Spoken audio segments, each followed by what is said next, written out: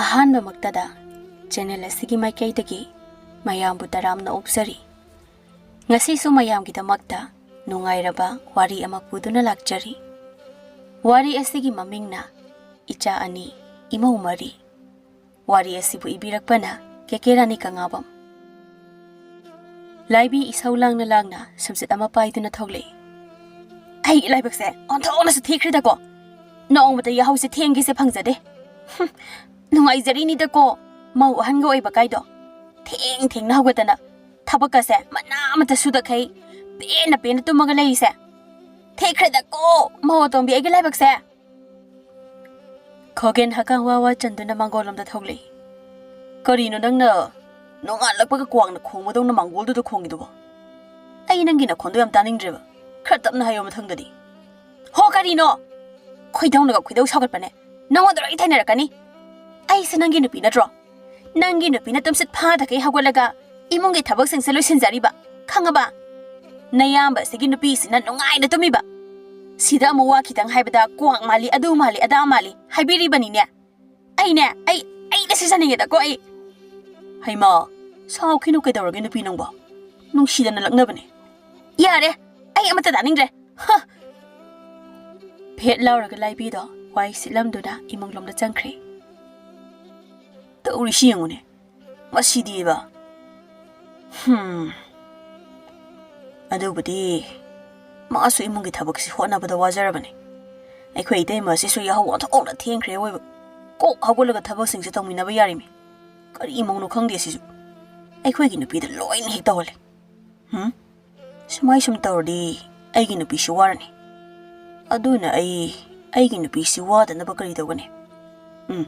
ꯀꯥꯟꯅꯗꯦ꯫ ꯑꯩꯒꯤ ꯅꯨꯄꯤꯒꯤ ꯃꯇꯦꯡ ꯈꯔ ꯑꯣꯏꯖꯅꯕ ꯃꯅꯥꯎ ꯅꯨꯄꯤ ꯑꯃ ꯍꯦꯛꯇ ꯊꯤꯖꯤꯜꯂꯛꯀꯦ꯫ ꯗꯨꯀꯥꯟ ꯐꯝꯕꯤ ꯂꯩꯍꯥꯎꯗꯣ ꯂꯨꯈ꯭ꯔꯥꯕꯤ ꯑꯣꯏꯖꯔꯁꯨ ꯃꯁꯛꯇꯤ ꯍꯥꯏꯐꯦꯠ ꯐꯖꯕꯅꯤꯗ꯫ ꯃꯆꯥꯁꯨ ꯌꯥꯎꯕ ꯅꯠꯇ꯭ꯔꯤ꯫ ꯃꯥꯗꯤ ꯃꯔꯥꯏꯕꯛꯁꯨ ꯊꯤꯔꯦ꯫ ꯃꯥ ꯑꯣꯏꯅ ꯑꯩꯒꯤ ꯅꯨꯄꯤꯒꯤ ꯃꯅꯥꯎꯄꯤ ꯑꯣꯏꯅ ꯄꯨꯁꯤꯟꯕꯤꯗꯕ ꯌꯥꯗ꯭ꯔꯦ ꯁꯤꯗꯤ꯫ ꯃꯣꯟꯗꯥꯒ ꯌꯥꯝ ꯅꯨꯡꯉꯥꯏꯅ ꯈꯣꯒꯦꯟꯗꯣ ꯏꯃꯨꯡꯂꯣꯝꯗ ꯆꯪꯈ꯭ꯔꯦ꯫ ꯂꯦꯝꯕꯤꯁꯨ ꯂꯥꯏꯕꯤꯅ ꯊꯕꯛ ꯄꯨꯝꯕ ꯂꯣꯏꯁꯤꯜꯂꯒ ꯂꯥꯏꯗꯨ ꯀꯠꯀꯦ ꯍꯥꯏꯅ ꯊꯣꯛꯂꯛꯄꯗ ꯍꯀꯥꯡ ꯋꯥ ꯆꯟꯗꯨꯅ ꯊꯣꯛꯂꯛꯄꯗꯨ ꯂꯥꯏꯕꯤꯅ ꯍꯦꯛ ꯎꯔꯨꯔꯦ꯫ ꯃꯇꯧꯗꯨꯗ ꯂꯥꯏꯕꯤ ꯇꯨꯜꯁꯤ ꯃꯅꯥ ꯈꯔ ꯍꯦꯛꯑꯒ ꯂꯦꯝꯕꯤ ꯇꯝꯅ ꯆꯣꯡꯂꯁꯅꯨ ꯍꯥꯏꯕꯒꯤ ꯃꯇꯥꯒꯨꯝꯅ ꯈꯤꯛꯆꯤꯜꯂꯛꯏ꯫ ꯂꯦꯝꯕꯤ ꯑꯗꯨ ꯏꯈꯪ ꯈꯪꯅ ꯏꯁꯤꯡꯒ ꯈꯤꯛꯆꯤꯜꯂꯛꯇꯅ ꯇꯧꯏꯅꯦ ꯁꯤꯒꯤ ꯑꯉꯥꯡꯁꯦ꯫ ꯍꯩ ꯂꯥꯏꯕꯤ ꯅꯪꯒꯤꯁꯦ ꯑꯩꯉꯣꯟꯗ ꯇꯧꯒꯦꯅ ꯇꯧꯏꯔꯥ? ꯁꯦꯡꯅ ꯈꯨꯝꯃꯨ꯫ ꯀꯩꯅꯣ ꯏꯆꯦ? ꯑꯩꯗꯤ ꯏꯆꯦ ꯊꯣꯛꯂꯛꯑꯦꯁꯨ ꯎꯖꯍꯧꯗꯦ꯫ ꯑꯃꯣꯠ ꯑꯀꯥꯏ ꯃꯌꯥꯝ ꯑꯃ ꯃꯍꯤꯛ ꯃꯇꯥꯏ ꯃꯌꯥꯝ ꯑꯃ ꯌꯨꯝꯗꯒꯤ ꯊꯣꯔꯛꯄꯗꯨꯅꯤ ꯎꯖꯕ꯫ ꯃꯗꯨꯗꯒꯤ ꯈꯔ ꯐꯅꯕ ꯍꯥꯏꯗꯅ ꯏꯁꯣꯔꯒꯤ ꯑꯁꯦꯡꯕ ꯏꯁꯤꯡꯁꯦ ꯈꯔ ꯈꯤꯛꯄꯅꯤ꯫ ꯏꯁꯤꯡꯅ ꯊꯦꯡꯂꯛꯄꯗ ꯌꯥꯝꯅ ꯁꯥꯎꯔꯤꯕ ꯑꯁꯤꯕꯨ ꯅꯠꯇꯦ ꯏꯆꯦꯕꯨ ꯃꯍꯤꯛꯂꯣ? ꯑꯩꯗꯤ ꯉꯍꯥꯟꯈꯩ ꯈꯪꯗꯤꯌꯦ꯫ ꯑꯁꯤ ꯍꯥꯏꯗꯨꯅ ꯃꯥꯒꯤ ꯇꯧꯐꯝ ꯊꯣꯛꯄꯗꯨ ꯇꯧꯔꯒ ꯂꯥꯏꯗꯨ ꯀꯠꯅꯕ ꯁꯦꯝꯂꯤ꯫ ꯀꯔꯤ? ꯑꯩꯕꯨ ꯃꯍꯤꯛꯂ ꯀꯥꯏꯗꯤ? ꯅꯊꯛꯀꯤ ꯑꯍꯟꯗ ꯀꯔꯝꯕ ꯋꯥꯉꯥꯡ ꯉꯥꯡꯒꯅꯤ ꯍꯥꯏꯕꯁꯨ ꯈꯪꯖꯗꯦ꯫ ꯅꯄꯥꯝꯗꯒꯤꯗꯤ ꯇꯝꯕꯤꯔꯛꯇ꯭ꯔꯕꯅꯤꯅ ꯁꯤꯗ ꯇꯝꯕꯤꯗꯕ ꯃꯄꯥꯟ ꯊꯣꯛꯂꯛꯑꯦꯅꯦ꯫ ꯂꯥꯏꯕꯤ ꯃꯄꯥꯝꯒ ꯄꯜꯂꯛꯄꯗꯨꯗ ꯃꯥꯁꯨ ꯁꯥꯎꯒꯠꯂꯛꯏ꯫ ꯏꯆꯦꯔꯣ ꯑꯩꯔꯣ ꯇꯥꯛꯄꯤ ꯇꯝꯕꯤꯔꯛꯇ꯭ꯔꯤꯁꯦ? ꯑꯩꯅ ꯀꯩ ꯑꯀꯥꯏꯕ ꯋꯥ ꯍꯥꯏꯈꯤꯕ ꯂꯩꯒꯦ ꯍꯥꯏꯁꯤꯕꯣ? ꯅꯣꯡꯃꯇꯁꯨ ꯌꯥꯍꯧ ꯉꯟꯅ ꯍꯧꯒꯠꯄꯁꯨ ꯎꯗꯦ꯫ ꯃꯥꯡꯒꯣꯜꯁꯦ ꯋꯥꯏ ꯃꯅꯥ ꯑꯃ ꯐꯥꯎ ꯁꯤꯠꯄꯁꯨ ꯎꯗꯦ꯫ ꯏꯆꯦ ꯍꯣꯏꯒꯤ ꯂꯋꯥꯏꯒꯤ ꯌꯨꯝꯗꯣ ꯑꯗꯨꯅ ꯑꯗꯨꯃꯥꯏꯅ ꯇꯧꯋꯣ ꯀꯥꯏꯅ ꯇꯥꯛꯄꯤꯔꯛꯏꯔꯣ ꯍꯥꯏꯁꯦ? ꯀꯔꯤ? ꯂꯣꯛꯊ꯭ꯔꯥꯎꯗꯒꯤ ꯍꯧꯔꯛꯄꯤ ꯅꯪꯅ ꯀꯣꯅꯨꯡꯒꯨꯝꯂꯕꯗꯒꯤ ꯍꯧꯔꯛꯄꯤ ꯑꯩꯒꯤ ꯏꯄꯥꯝꯒꯁꯨ ꯍꯨꯟꯕ ꯁꯥꯏꯅꯦ꯫ ꯅꯪ ꯅꯃꯥꯏꯗꯣ ꯊꯥꯖꯤꯜꯂꯛꯎꯔ? ꯀꯔꯤ? ꯅꯪꯅ ꯑꯩꯒꯤ ꯏꯄꯥꯝ ꯄꯟꯗꯅ ꯉꯥꯡꯕꯗꯤ ꯌꯥꯕ꯭ꯔꯣ? ꯏꯇꯩꯅ ꯂꯧꯕ ꯏꯆꯦꯅꯤ ꯑꯗꯨꯛ ꯌꯦꯡꯕꯤꯕꯅꯤ꯫ ꯅꯠꯇ꯭ꯔꯕꯗꯤ ꯉꯁꯥꯏꯅ ꯑꯩꯒꯤ ꯈꯨꯠꯇ ꯂꯣꯏꯔꯗꯕꯅꯤ꯫ ꯌꯦꯡꯅꯕ ꯇꯥꯔꯦꯗꯅ ꯑꯗꯨꯗꯤ꯫ ꯍꯥꯏꯗꯨꯅ ꯁꯨꯃꯥꯡꯗ ꯀꯨꯝꯊꯔꯛꯏ꯫ ꯄ꯭ꯔꯄꯞ ꯆꯦꯟꯁꯤꯜꯂꯛꯇꯨꯅ ꯂꯥꯏꯕꯤꯒꯤ ꯃꯁꯝ ꯂꯥꯝꯒꯦ ꯍꯥꯏꯅ ꯇꯧꯕꯗ ꯈꯣꯡꯐꯝ ꯆꯥꯍꯧꯗꯗꯨꯅ ꯙꯔꯤꯗ ꯁꯤꯠꯂꯒ ꯍꯦꯛ ꯇꯥꯏ꯫ ꯇꯨꯝ ꯍꯧꯒꯠꯂꯛꯄꯒꯤ ꯑꯐꯥꯕ ꯃꯁꯝꯗꯨꯒ ꯑꯗꯨꯝꯅ ꯁꯤꯠꯂꯒ ꯇꯥꯕꯒꯤ ꯐꯤꯕꯝꯗꯨ ꯎꯕꯗ ꯅꯣꯛꯅꯤꯡꯂꯣꯏꯗꯕ ꯀꯅꯥꯁꯨ ꯌꯥꯎꯔꯣꯏ꯫ ꯇꯧꯔꯤꯕ ꯃꯑꯣꯡꯗꯨꯗ ꯂꯥꯏꯕꯤ ꯀꯂꯛꯄꯦꯅ ꯃꯕꯨꯛꯇꯣ ꯄꯥꯏꯔꯒ ꯎꯁꯤꯠꯇꯅ ꯅꯣꯛꯏ꯫ ꯀꯝꯗꯧꯏ?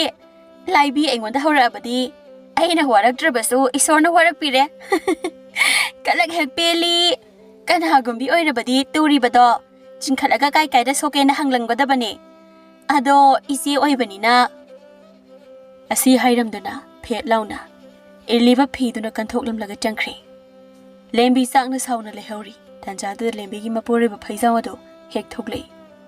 Marking the peanut to sit like a tabada over there. Eh, Kaidori Benangirda. Haima, Turiro. Kaino aim about to the some pumla lado. How will you now? Natraga, Saika in a Pamiro, ha? Saika in a Pamiraba. A ravagi pagi wake Hirak but the Lembi, and a case out Tadari. Ho Carino! I had to resida, Makoita so don't me like labor the bar. Noxon on Nabiba. I am a cat the pumli was a young pumping than a pumba manabo. Is has the Hogger Pangam the Bane? Nasana the picture of an inangam. I in a pigger crest him never yam sagan who have siadi. Hector the over Nambinido. Tabonamana poxoning there, Nang Toriba. Dumbanamara and Pariba. How's it the Gaishare? How good a pobongam the me generation? Ah, stunning there, that's all. I am Inge. Nganganam later, no. I am the Sikalula.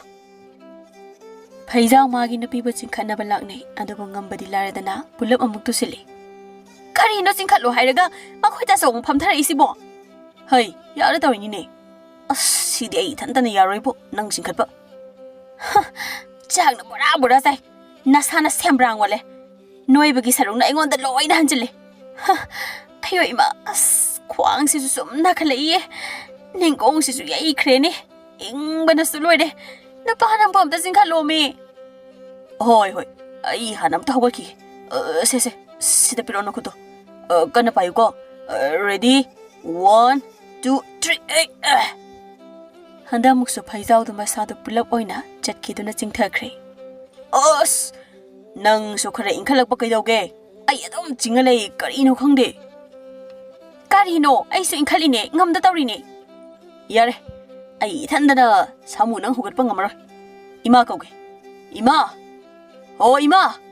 Namarupi and Sam the Hogasila. Natra the A Saruga Loy take you there. The law, Ima. Carino Ibunga.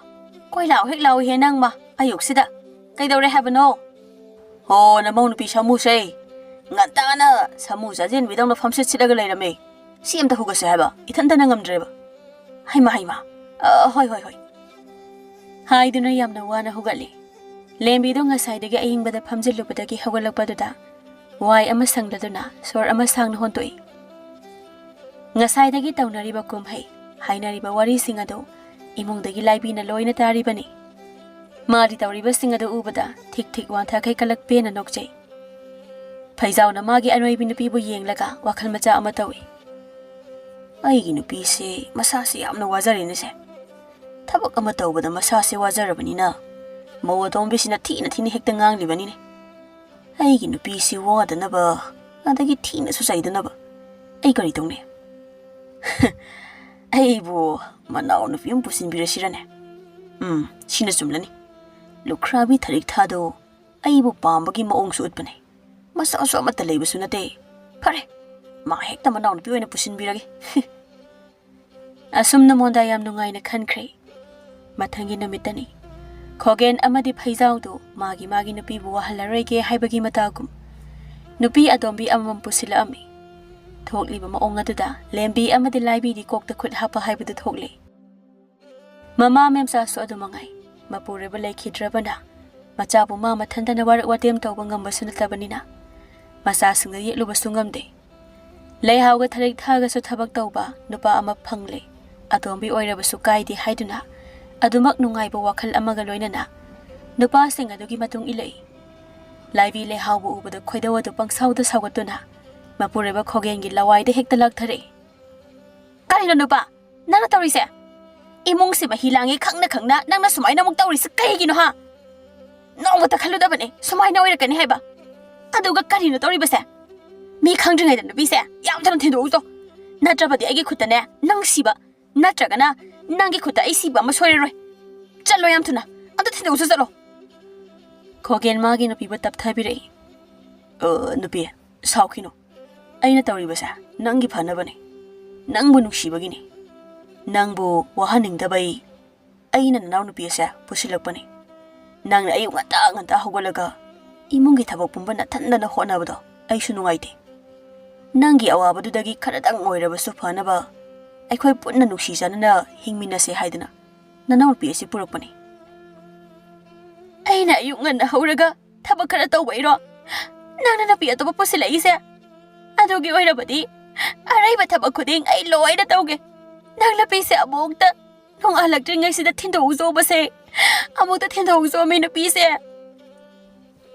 ꯉꯁꯥꯏꯗꯒꯤ ꯁꯥꯟꯅꯔꯤꯕ ꯋꯥꯔꯤꯁꯤꯡ ꯑꯗꯣ ꯃꯅꯥꯛꯇ ꯐꯝꯂꯤꯕꯤ ꯂꯩꯍꯥꯎꯁꯨ ꯂꯣꯏꯅ ꯇꯥꯔꯤꯕꯅꯤ ꯑꯗꯨꯅ ꯂꯩꯍꯥꯎꯅ ꯑꯇꯕ ꯈꯣꯟꯖꯦꯜꯗ ꯂꯥꯏꯕꯤꯗ ꯑꯣꯟꯁꯤꯟꯗꯨꯅ ꯍꯥꯏꯔꯛꯏ ꯏꯆꯦ ꯅꯅꯥꯎꯕ ꯅꯨꯡꯁꯤꯕꯤꯗꯨꯅ ꯇꯥꯇꯣꯟꯒꯤ ꯁꯦꯕꯥ ꯐꯪꯍꯟꯕꯤꯌꯨ ꯏꯆꯦ ꯑꯩꯈꯣꯏ ꯑꯅꯤꯁꯨ ꯅꯨꯡꯁꯤ ꯆꯠꯅꯅ ꯍꯤꯡꯃꯤꯟꯅꯁꯤ ꯏꯆꯦꯕꯨꯁꯨ ꯅꯨꯡꯉꯥꯏꯅ ꯊꯝꯖꯒꯦ ꯑꯔꯩ ꯂꯩꯇ ꯀꯌꯥ ꯇꯥꯊꯣꯛ ꯇꯥꯁꯤꯟ ꯇꯧꯔꯒ ꯄꯨꯟꯅ ꯅꯨꯡꯁꯤꯅꯅ ꯍꯤꯡꯃꯤꯟꯅꯁꯤ ꯂꯥꯏꯕꯤꯗꯤ ꯁꯥꯎꯔꯒ ꯂꯩꯕꯅꯦ ꯂꯩꯍꯥꯎꯒꯤ ꯈꯣꯟꯖꯦꯜꯒ ꯇꯥꯕꯗꯨꯗ ꯑꯃꯨꯛꯀ ꯍꯦꯟꯅ ꯏꯁꯧ ꯇꯧꯗꯨꯅ ꯂꯩꯍꯥꯎꯕꯨ ꯑꯃꯨꯛ ꯂꯥꯛꯊꯔꯛꯏ ꯑꯦꯍꯦ ꯅꯨꯄꯤ ꯅꯪꯅ ꯃꯤꯒꯤ ꯅꯨꯄꯤ ꯂꯩꯕ ꯅꯨꯄꯥꯁꯤꯗ ꯂꯩꯒꯦꯅ ꯏꯟꯅꯔꯛꯏꯁꯦ ꯀꯩ ꯋꯥꯈꯟꯗꯅꯣꯕ ꯍꯥ ꯍꯧꯖꯤꯛꯃꯛ ꯆꯠꯈꯣ ꯑꯗꯨꯅ ꯅꯪꯒꯤ ꯑꯐꯕ ꯑꯣꯏꯅꯤ ꯅꯪꯅ ꯄꯥꯝꯕ ꯁꯅꯥ ꯂꯨꯄꯥ ꯑꯔꯩꯈꯩ ꯄꯨꯖꯈꯣ ꯑꯩꯒꯤ ꯅꯨꯄꯥꯁꯤꯗꯗꯤ ꯅꯪ ꯂꯩꯕ ꯌꯥꯔꯣꯏ ꯈꯪꯉꯕ ꯃꯍꯥꯛ ꯑꯁꯦ ꯑꯩ ꯈꯛꯀꯤ ꯏꯀꯥꯏꯕ ꯌꯥꯝꯅ ꯈꯪꯗꯦꯅ ꯅꯪꯗꯤ ꯀꯌꯥꯝ ꯐꯪꯖꯗ꯭ꯔꯒꯦ ꯅꯪ ꯅꯨꯄꯥꯁꯦ ꯃꯤꯒꯤ ꯅꯨꯄꯤ ꯂꯩ ꯈꯪꯅ ꯈꯪꯅ ꯏꯟꯅꯔꯛꯄ ꯉꯝꯕ ꯅꯪ ꯑꯩꯅ ꯌꯨꯝꯁꯤꯗ ꯂꯩꯕꯒꯤ ꯑꯌꯥꯕꯗꯣ ꯄꯤꯅꯤ ꯁꯤꯔꯣ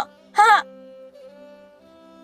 ꯈꯣꯒꯦꯟꯗꯣ ꯂꯥꯏꯕꯤꯕꯨ ꯊꯦꯝꯖꯤꯟꯅꯕ ꯀꯟꯅ ꯍꯣꯠꯅꯖꯩ ꯑꯗꯨꯕꯨ ꯁꯨꯝ ꯌꯥꯔꯛꯇ꯭ꯔꯕꯗ ꯈꯣꯒꯦꯟꯁꯨ ꯀꯣꯛ ꯉꯥꯎꯕ ꯍꯥꯏꯕꯗꯨ ꯊꯣꯛꯂꯦ ꯈꯔ ꯐꯒꯗ꯭ꯔꯥ ꯍꯥꯏꯅ ꯃꯤꯆꯤ ꯈꯠꯂꯨꯕꯕꯨ ꯖꯦꯜ ꯌꯧꯏ ꯍꯥꯏꯕꯗꯨ ꯈꯣꯒꯦꯟꯗ ꯊꯣꯛꯂꯦ ꯑꯗꯨꯅ ꯂꯥꯏꯕꯤꯅ ꯉꯥꯡꯉꯒ ꯂꯩꯕ ꯑꯗꯨꯗ ꯂꯩꯍꯥꯎꯁꯨ ꯈꯥꯡꯕ ꯉꯝꯂꯛꯇ꯭ꯔꯗꯨꯅ ꯏꯁꯧ ꯇꯧꯔꯛꯏ ꯀꯩꯅꯣ ꯇꯥꯇꯣꯟ ꯑꯩꯁꯤꯕꯨ ꯌꯨꯝꯁꯤꯗ ꯇꯥꯇꯣꯟꯅ ꯀꯔꯤ ꯍꯥꯏꯔꯒ ꯄꯨꯕꯤꯔꯛꯈꯤꯒꯦ ꯏꯆꯦꯁꯨ ꯄꯨꯛꯆꯦꯜ ꯄꯤꯛꯃꯟꯈ꯭ꯔꯦ ꯑꯗꯨꯃꯛ ꯅꯨꯡꯁꯤꯅꯅ ꯍꯤꯡꯃꯤꯟꯅꯕ ꯌꯥꯕꯅꯤ ꯍꯧꯖꯤꯛ ꯇꯥꯇꯣꯟꯁꯦ ꯑꯩꯒꯤ ꯁꯔꯨꯛ ꯇꯪꯈꯥꯏ ꯑꯃ ꯌꯥꯎꯔꯕꯅꯤ ꯑꯩꯁꯦ ꯇꯥꯇꯣꯟꯅ ꯂꯧꯔꯕꯅꯤ ꯃꯁꯤꯗ ꯋꯥ ꯌꯥꯝꯅ ꯁꯥꯡꯊꯕꯒꯤ ꯃꯊꯧ ꯇꯥꯗꯦ ꯀꯔꯤ ꯂꯥꯛꯄꯗꯤ ꯉꯁꯤꯗ ꯉꯥꯏꯔꯤ ꯂꯣꯟꯅꯕꯤꯒꯤ ꯍꯧꯅꯕꯤ ꯑꯇꯣꯝꯕꯤ ꯄꯨꯛꯐꯠꯇꯕꯒꯤ ꯋꯥꯉꯥꯡꯒ ꯉꯥꯡꯁꯥꯔꯗꯅ ꯅꯪꯅ ꯁꯝꯗ ꯈꯨꯗꯥꯡ ꯌꯦꯠꯂꯒ ꯍꯥꯏꯔꯣ ꯍꯥ ꯀꯩꯅꯣꯗ ꯏꯆꯦ ꯏꯄꯨꯔꯣꯏꯕꯅ ꯍꯥꯟꯅ ꯂꯧꯔꯝꯕ ꯏꯆꯦꯅꯤ ꯍꯥꯏꯗꯨꯅ ꯑꯗꯨꯝ ꯕꯦꯕꯥꯔ ꯊꯝꯕꯅꯤ ꯁꯨꯝ ꯌꯥꯁꯤꯜꯂꯛꯇ꯭ꯔꯕꯗꯤ ꯂꯩꯍꯥꯎꯁꯨ ꯇꯨꯃꯤꯟꯅ ꯂꯩꯕ ꯉꯝꯂꯛꯑꯣꯏ ꯏꯇꯤꯛ ꯈꯪꯍꯜꯂꯛꯀꯅꯤ ꯀꯔꯤꯅꯣ ꯅꯨꯄꯥ ꯉꯁꯤꯗ ꯂꯥꯛꯄ ꯃꯁꯤꯒꯤ ꯆꯝꯇꯥꯜ ꯑꯁꯤꯅ ꯑꯩꯉꯣꯟꯗ ꯁꯨꯃꯥꯏꯅ ꯍꯥꯏꯔꯒ ꯅꯪꯅ ꯇꯨꯃꯤꯟꯅ ꯌꯦꯡꯗꯨꯅ ꯂꯩꯕꯤꯔꯤꯕꯗꯨꯕꯣ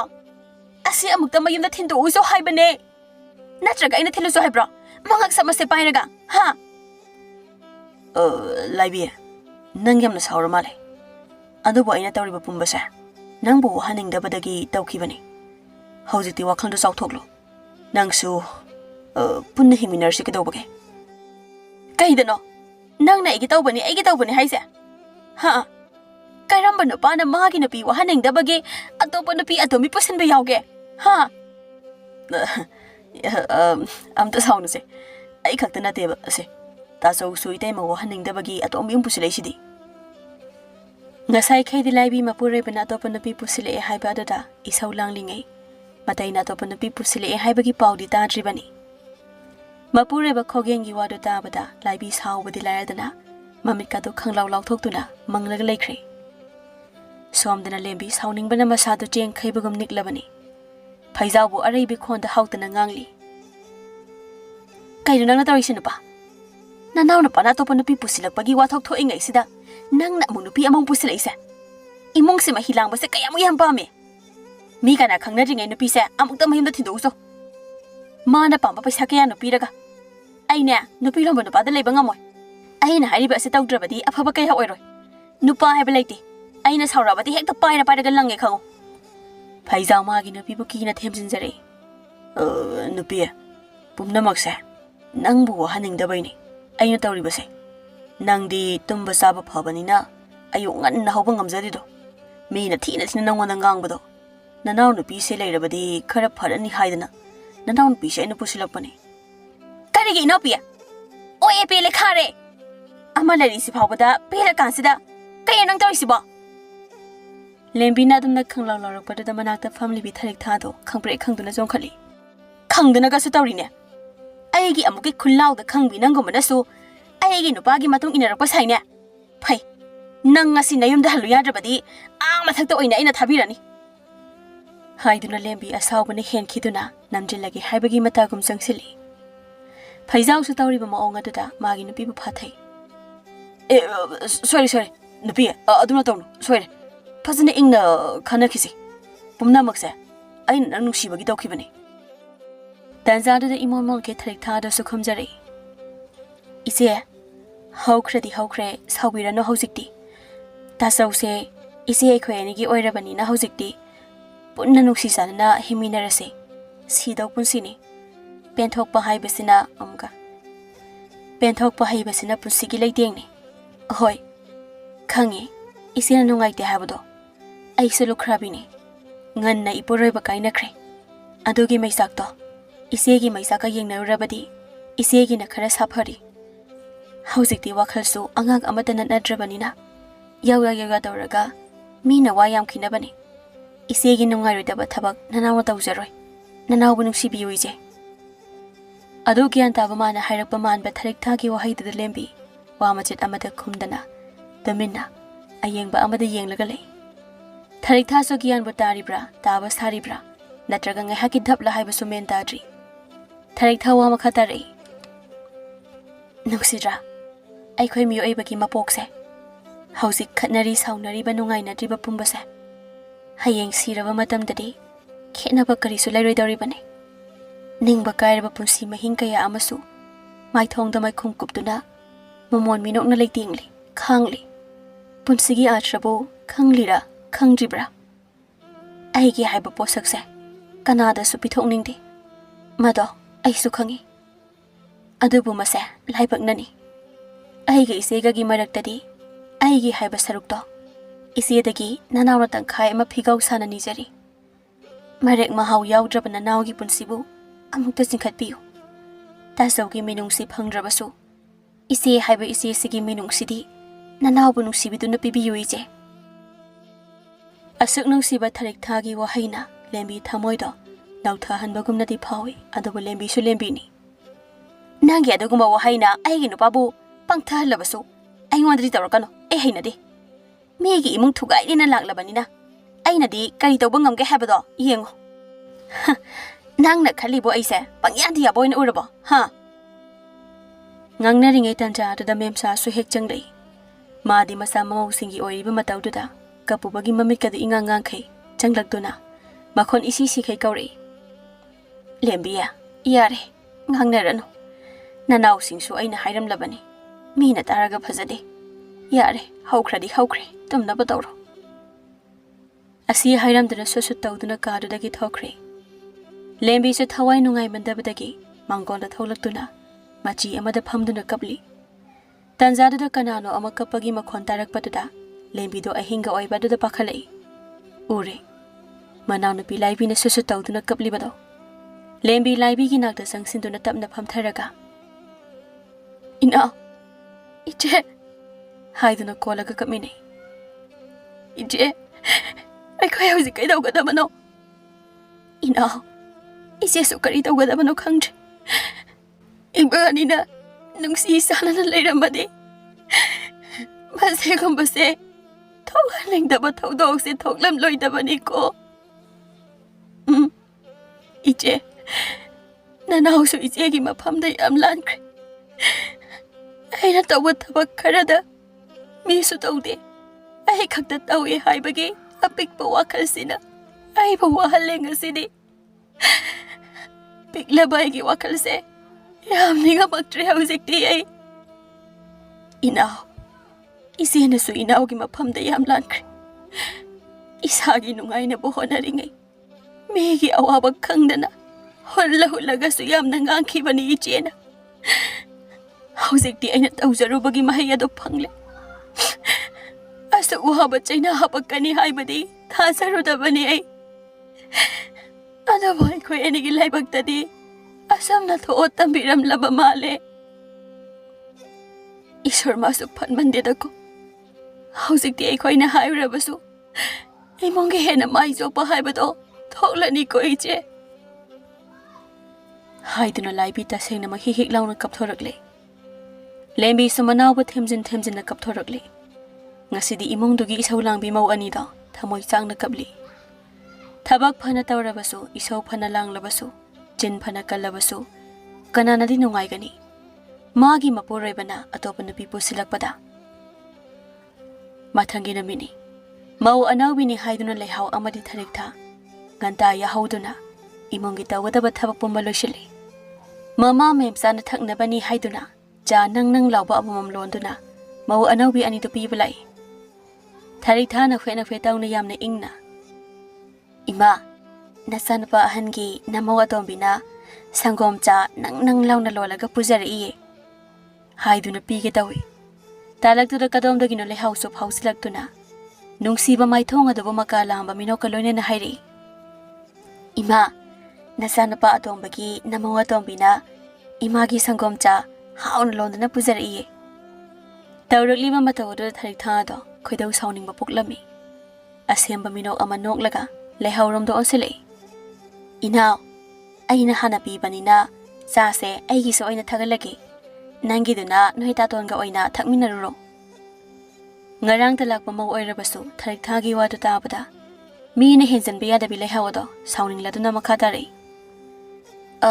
iche aina ka do lapna leibagi thengki bani loan badi ise dagi aina hale aduna aigi se oina thakjarasanu haiduna pige tawi ngasai dagi mem sadu makok ingau ngau khai amada amuk yeng tawduna leibani adamna lehawna nampuda magi chapi na batawba aduda tharik thana phat induna lehawna purakpa cha adu mamate hek haijali lehaw sumabu ille haiduna tharik thabu su inbada khutta paiba cha adu mama mem sada loina mahek haijali ngasai dagi manglag leiramba mem cha asaba na haijilakpa adudadi khangpre khangna sire sabada sire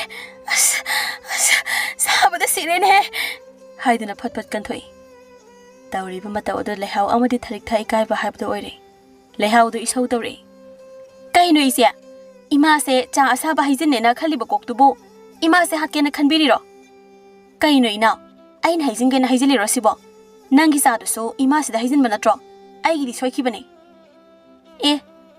isi sidinga rang talak tangairi injin bagi thabak si yam haina kanadano nangna haibado atombigi lisa to torkano mafam sidadi lehaw khuba ka khujinduna hare mau atombigi lisa le ho aina di ise kauraso ise di mau atombi na tabro haisibo nok punok saningi aidi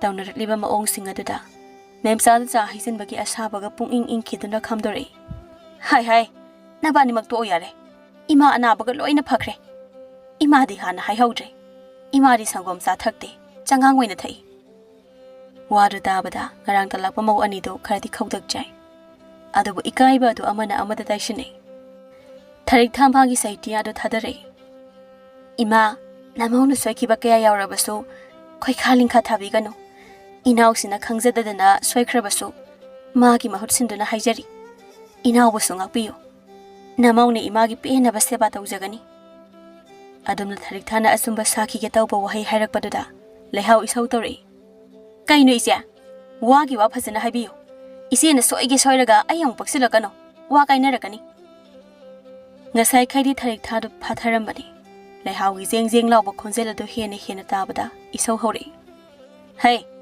nayumda takpi tambiraktabro ahanda karamba wangang sisinani khangdrido ha takpi raktadi tambigela adumna yumga palakpadudadi lehaw amukai hena saukhiduna mau anawbini haiba kawkhiduna tharik thagi sayeng do khara kalap illaga kari nangumana aigi yumga palaga ngangya bro khutki yawre ni nang nasam du phoidaki nang haiduna mangola do hekta samudu phoinare mapanda ya tawbagi makhola do dabada imungda leiramba hanagi mau ani do senthoraktuna khamdokne lembina mau ani do ngang thare karino ngarang talaga nabani ne imung se tawriba mongse imung se mahilang leibasiro noina pamli base laibi su lembi gi wadu gi misang da haire imung se dana khoi ani gi mafam piyu hairabadi ingna singna leina bohono ise ekhoi ani na pukjel chauthokna hingba tamliba asigumna na khoi ani su hingna bohono penthok punsido imina se ahen bagi wakhando thado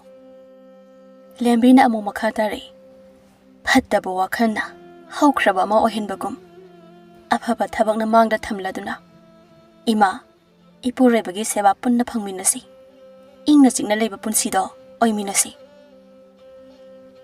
hanagi mau anina adamna phasaba wahaina hairakpa duda ngarang ta lakpa mau ani ada kharadi ikaije leihagru tharik thada wansilaga iche ai yamna soikre ai khoi ꯅꯨꯡꯁꯤꯅꯅ ꯍꯤꯡꯂꯁꯤ. ꯏꯅꯥꯎ, ꯑꯩꯁꯨ ꯌꯥꯝꯅ ꯁꯣꯏꯈ꯭ꯔꯦ.